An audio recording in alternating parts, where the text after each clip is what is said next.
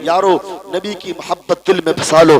مسلم شریف کی حدیث ہے، نبی فرماتے ہیں لا یؤمن احدکم حتی اکون احب الیہ من والدہ وولدہ والناس اجمعین۔ تم میں سے کوئی بھی اس وقت تک مومن نہیں ہو سکتا جب تک کہ میں اس کے نزدیک اس کی اولاد سے، اس کے ماں باپ سے زیادہ عزیز نہ ہو جاؤں۔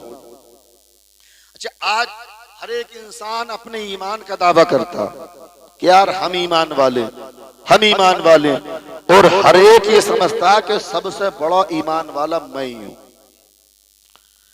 اگر آپ کو اپنے ایمان کو پرکھنا ہے، اپنے ایمان کو جانچنا ہے، اپنے ایمان کا اندازہ لگانا ہے کہ آپ کے ایمان کا درجہ کیا ہے، آپ کے ایمان کا پیمانہ کیا ہے، تو محدثین اعظام بیان فرماتے ہیں کہ جس کو اپنے ایمان کا درجہ ناپنا ہو تو وہ یہ دیکھ لے کہ اس کے دل میں نبی کی محبت کتنی۔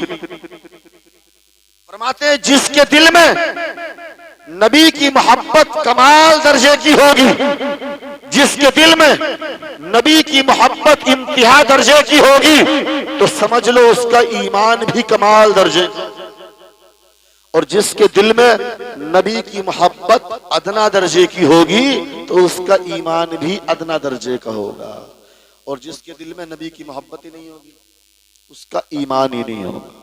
جس کے دل میں نبی کی محبت ہی نہیں ہوگی اس کے دل میں ایمان ہی نہیں ہوگا۔ اس لیے علامہ اقبال نے کہا تھا کی محمد سے وفا تو نے تو ہم تیرے ہیں، کی محمد سے وفا تو نے تو ہم تیرے ہیں، یہ جہاں چیز ہے کیا لوح و قلم تیرے ہیں۔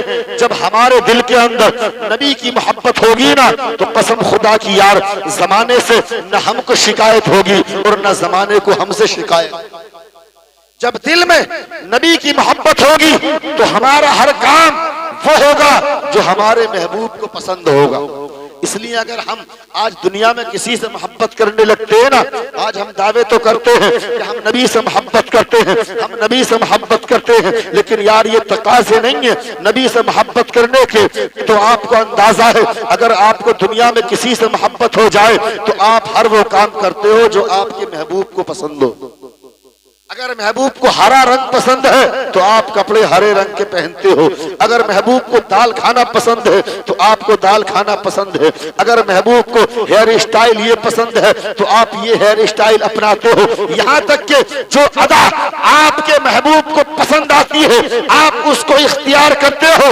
جب آپ دنیا میں کسی کو اپنا محبوب بنا لیتے ہو، جب آپ دنیا میں کسی کو دل دے دیتے ہو تو آپ کا عالم یہ ہے کہ اس کی پسند آپ کی پسند بن جاتی ہے، اس کی چاہت آپ کی چاہت بن جاتی ہے، وہ جیسا چاہتا ہے آپ ویسا کرتے ہو، جس میں وہ خوش ہوتا ہے آپ وہ عمل کرتے ہو۔ قسم خدا کی یار یہ تو دنیا دار دنیا کے محبوب کی محبت کا عالم ہے، لیکن ہم یہ دعویٰ کرتے ہیں ہم نبی سے محبت کرتے ہیں، ہم یہ دعویٰ کرتے ہیں ہمارے دل میں نبی کی محبت ہے۔ ایک طرف ہم نبی کو اپنا محبوب مانتے ہیں اور دوسری طرف آج تک ہم نے کوئی ایسا کام کیا ہے کہ جو ہمارے نبی کی رضا ہو، جس سے ہمارا محبوب راضی ہو؟ اٹھا کر دیکھو، نبی تو فرماتے ہیں قرۃ عینی فی الصلاۃ کہ میری آنکھوں کی ٹھنڈک نماز میں ہے۔ نبی تو فرماتے ہیں کہ پڑوسی کو مت ستاؤ، نبی تو فرماتے ہیں مال ملے تو زکات دو، نبی تو فرماتے ہیں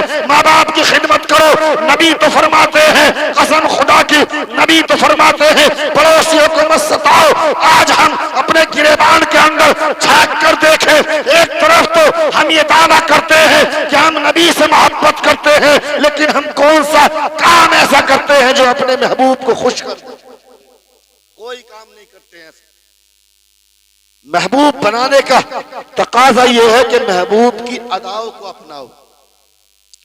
نبی نے فرمایا، رب نے قرآن میں فرمایا کہ ماں باپ کی خدمت کرو، ماں باپ کے ساتھ حسن سلوک کرو۔ نبی نے فرمایا ماں کے قدموں کے نیچے جنت ہے۔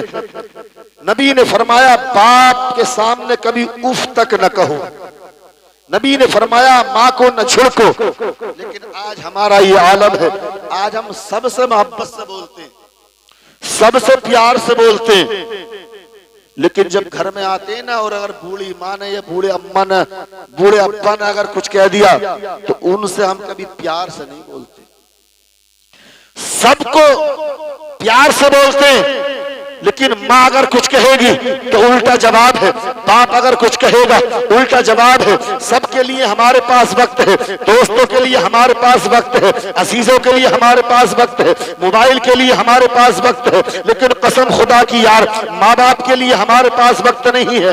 آج ہمارے پاس پیسہ ہے، سب کے لیے پیسہ ہے، دوستوں پر ہم لٹاتے ہیں، ہوٹلوں پر ہم لٹاتے ہیں، عزیزوں پر ہم لٹاتے ہیں، لیکن ماں باپ کو کبھی ایک روپیہ دینے کی توفیق نہیں ہوتی ہے۔ اگر ماں مانگ لیتی ہے تب بھی کترا کے چلا جاتا ہے۔ قسم خدا کی یار ماں باپ کی خدمت کرو، ماں باپ سے نرمی سے بات کرو، ماں باپ کے ساتھ ٹائم دو، اور جو کماتے ہو اس میں ماں باپ کو بھی دو۔ اللہ کے پیارے حبیب صلی اللہ تعالی علیہ وسلم کی بارگاہ میں ایک نوجوان آیا، آ کر شکایت کی، یا رسول اللہ مجھے اپنے باپ سے شکایت ہے۔ نبی نے پوچھا کیا شکایت؟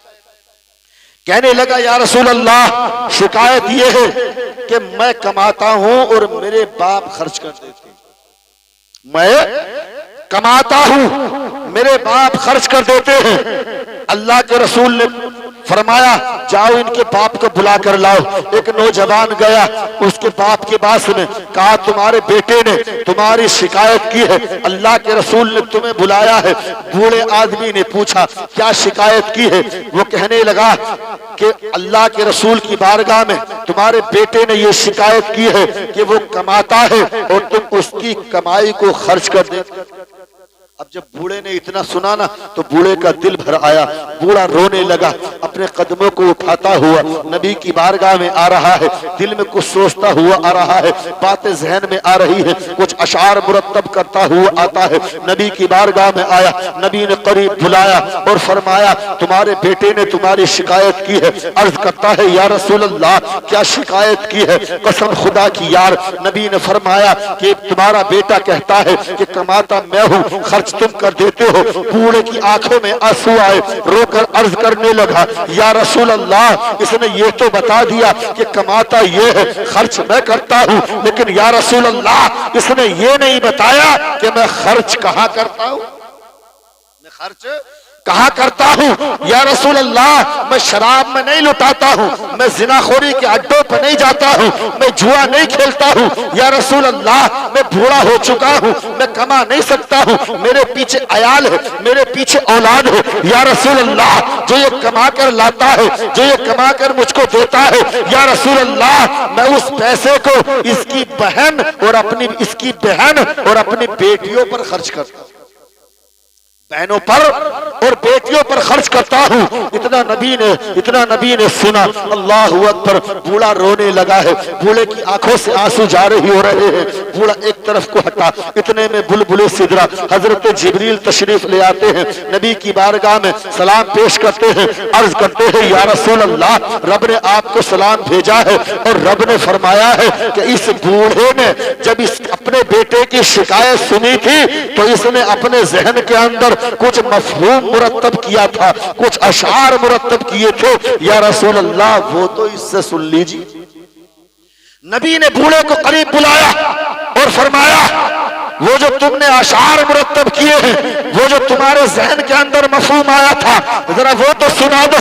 بوڑھا رونے لگتا ہے، عرض کرتا ہے یا رسول اللہ ابھی میں نے وہ اشعار لکھے نہیں ہیں، ابھی وہ مفہوم میں نے کسی کو بیان نہیں کیا ہے، یا رسول اللہ قسم خدا کی یار بوڑھا رونے لگا ہے۔ نبی فرماتے ہیں روتے کیوں ہو؟ بوڑھا کہتا ہے یا رسول اللہ رو اس لیے رہا ہوں، مفہوم میرے ذہن میں یہ آیا تھا کہ یا رسول اللہ میں نے جب سنا کہ میرے بیٹے نے مدینے کے اندر نبی کی بارگاہ میں بھری مجلس کے اندر اپنے باپ کی شکایت کی ہے تو یا رسول اللہ میرا دل بھر آیا، میں رونے لگا، رب کی بارگاہ میں عرض کرنے لگا اے میرے مولا میں نے اس بیٹے کو یہ سوچ کر پالا تھا کہ جب یہ جوان ہو جائے گا میں بوڑھا ہو جاؤں گا تو یہ میرے بڑھاپے کا سہارا بنے گا یا رسول اللہ، لیکن جب مجھے پتا چلا اس نے میری شکایت کی ہے تو میں یہ سوچ کر رونے لگا کہ جس بیٹے کو میں بڑھاپے کا सहारा समझ रहा था, वो मदीने की गलियों के अंदर मुझको रुसवा कर रहा है, वो मदीने के अंदर मुझको बदनाम कर रहा है। या रसूल अल्लाह, मैं ये सोच रहा था कि इंसान एक दरख्त लगाता है इस उम्मीद में कि जब दरख्त बड़ा हो जाएगा वो उसके फल खाएगा। ये बेटा जिसको मैंने पाला था, ये सोचकर कि बुढ़ापे में ये मेरे बुढ़ापे का सहारा बनेगा। या रसूल अल्लाह, ये तो उस दरख्त की मानिंद बिना हुआ बूढ़ा रोता जा रहा है, आंखों से आंसू टपकते हैं। मेरे नबी बूढ़े को अपने सीने से लगाते हैं, एक तरफ हटाते हैं, फिर जवान को अपने करीब बुलाते हैं और एक घूसा बनाकर मेरे नबी उस बूढ़े के सीने पर मारते हैं और फरमाते हैं, ऐ नौजवान सुन ले, मालू का लियाबी का, मालू का लियाबी का, मालू का लियाबी का। ऐ नौजवान सुन, वो माल जिसको तू कमाता है, वो दौलत जिसको तू इकट्ठा करता है, वो पैसा जिसको तू जमा करता है, जिसको तू अपना सोच रहा है, नबी फरमाते हैं वो माल, वो दौलत, वो पैसा तेरा नहीं है, वो सब तेरे बाप का पैसा है। वो सब क्या है? वो तेरे बाप का है। आज जरा सा हमारे पास पैसा आ जाए तो यार हम अपनी बूढ़ी माँ को, हम अपने बूढ़े बाप को एक एक रुपए का मोहताज बना देते। अगर बाप को कहीं जाना पड़ रहा है तो 150 रुपए बेटे से मांग रहा है, माँ को कहीं जाना पड़ रहा है 150 रुपए बेटे से मांग रही हो। ऐसा मत करो अजीजों, अगर हमारे माँ बाप जिंदा है ना और हमें पता चल रहा है, हमें दिख रहा है कि हमारी बूढ़ी माँ कहीं जाने की तैयारी कर रही है, हमारा बूढ़ा बाप कहीं जाने की तैयारी कर रहा है, तो उनके बगैर कहे, उनके हाथों बगैर कहे चुपके से दे दो, बगैर कहे मांगने की नौबत ना आए। अगर तुम ऐसा करोगे तो इंशाअल्लाह माँ बाप के दिलों से दुआएं निकलेंगी। अपने माँ बाप को टाइम दो। जितना टाइम हम मोबाइल में लगाते हैं, जितना टाइम हम दोस्तों को देते हैं, अगर थोड़ा सा टाइम हमने अपने माँ बाप को दे दिया तो फिर कोई बाप चौराहे पे खड़े होकर ये शिकायत न करेगा कि बेटा वफादार नहीं है। कोई माँ जब मोहल्ले में बैठने जाएगी तो बेटों की शिकायत न करेगी। कसम खुदा की यार, एक बात गांठ बांध लो, जब तुम सुबह को कमाने के लिए जाओ और शाम को वापस आओ तो जहां तुम 1 घंटा मोबाइल में लगाते हो, जहां तुम रास्ते पे खड़े होकर 1 घंटा दोस्तों से बात करते हो, जाने से पहले 10 मिनट अपने बूढ़े बाप की चारपाई पर बैठ जाओ। आने के बाद में शाम को जब वापस आओ तो बिस्तर पर जाने से पहले 10 मिनट अपने बूढ़े बाप के पास बैठकर बात कर लो। कसम खुदा की नौजवानों, अगर तुमने इस पर अमल कर लिया, कमाने जाने से पहले 10 मिनट बाप की चारपाई पर बैठ गए, रात को सोने से पहले 10 मिनट बूढ़ी माँ के सराहने बैठ गए, माँ बाप से अगर तुमने सुबह और शाम 10 मिनट बातें कर ली तो कसम खुदा की जब सुबह को माँ से दुआ लेकर जाओगे तो शाम तक माँ की दुआओं के साए में रहोगे, तमाम हवादिसात से महफूज रहोगे। और जब रात को बाप की दुआएं लेकर बिस्तर पर जाओगे तो पूरी रात माँ बाप के दिलों से दुआएं निकलती रहे। माँ बाप की कदर करो, माँ बाप की ताज़ीम करो, लेकिन यार ये तब होगा जब हमारे दिल में नबी की मोहब्बत होगी। नबी की मोहब्बत का तकाजा यही नहीं है कि रबीउल अव्वल का महीना आया तो खूब कूद लिए, मुहर्रम का महीना आया खूब ढोल ताशे बजा लिए, बल्कि नबी की मोहब्बत का तकाजा ये है कि अपने चेहरों पर दाढ़ी रखाओ। नबी की मोहब्बत का तकाजा ये है कि अपनी मस्जिदों को भर दो। नबी की मोहब्बत का तकाजा ये है उलमाए इकराम से मोहब्बत करो। नबी की मोहब्बत का तकाजा ये है कि खुदा माल दो तो ज़कात दो। नबी की मोहब्बत का तकाजा ये है अगर गल्ला पैदा हो तो उशर अदा करो। नबी की मोहब्बत का तकाजा ये है कि पड़ोसियों को मत सताओ।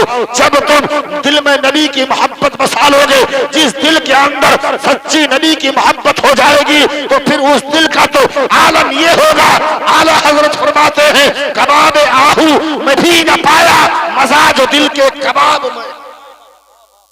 जब किसी से इश्क हो जाता है ना, जब किसी से मोहब्बत हो जाती है तो फिर दिल से ना महबूब की मुलाकात की आहें निकलती है। और जो बात दिल से निकलती है ना, दिल से जो निकलती है असर रखती है, पर नहीं कुव्वत परवाज मगर रखती है। एक आखिरी बात और बता दो और फिर तकरीर खत्म करूं। अभी अजीज वक्त ابھی وقت ہے، موت کا پتہ نہیں کب کس کو کب موت آ جائے، موت کا وقت متعین ہے لیکن پتہ نہیں کس کو کہ کب موت آ جائے، ابھی وقت ہے، توبہ کر لو۔ ایک بازار کے اندر ایک دیوانہ کھڑا ہوا رو رہا تھا، ایک بازار میں ایک دیوانہ کھڑا ہوا رو رہا تھا، دیوانہ تھا، لوگ اس کو دیوانہ سمجھتے تھے، پاگل۔ تو کسی نے پوچھا، اے دیوانے، یہ بازار رونے کی جگہ نہیں ہے، یہ تو رونق کی جگہ ہے، یہاں تو دل بہلتے ہیں بازار میں آ کے، اچھے اچھے نظارے دیکھنے کو ملتے، یہ رونے کی جگہ تھوڑا ہی ہے، تو رو کیوں رہا ہے؟ تو دیوانہ کہتا ہے، یار میں رو اس لیے رہا ہوں، میں اس بازار میں آیا، میں نے دیکھا کہ کوئی کسی گناہ میں ملوث ہے، کوئی کم تول رہا ہے، کوئی کسی کی جیب کاٹ رہا ہے، کوئی شراب خرید رہا ہے، کوئی جھوٹ بول رہا ہے، سب گناہوں کے اندر گرفتار ہے۔ میں نے ان کی حالت کو دیکھا کہ سب گناہوں کے اندر گرفتار ہیں اور موت کا وقت بالکل قریب ہے۔ میں ان کی حالت کو دیکھ کر افسوس میں پڑ گیا۔ میری رونے کی وجہ یہ ہے، میں نے ان کی حالت کو دیکھا تو مجھے افسوس ہوا کہ ان قریب یہ مرنے والے ہیں، ہر ایک کو موت آئے گی۔ اگر یہ اسی حالت میں مر گئے، اگر یہ چوری کرتے ہوئے مر گئے، جھوٹ بولتے ہوئے مر گئے، ڈنڈی مارتے ہوئے مر گئے، شراب پیتے ہوئے مر گئے، تو سب کے سب جہنم کا ایندھن بنیں گے۔ اس لیے میں نے رب کی بارگاہ میں لو لگائی، رب کی بارگاہ میں التجا کی، اے میرے مولا، یہ تیرے گناہگار بندے ہیں، یہ راستے سے بھٹک گئے ہیں، یہ گناہوں میں گرفتار ہو گئے ہیں، اے میرے مولا تو ان کو معاف فرما دے، تو ان کو معاف فرما دے، تو ان کو صراط مستقیم دکھا دے، اے میرے مولا تو ان کو جہنم سے بچا دے۔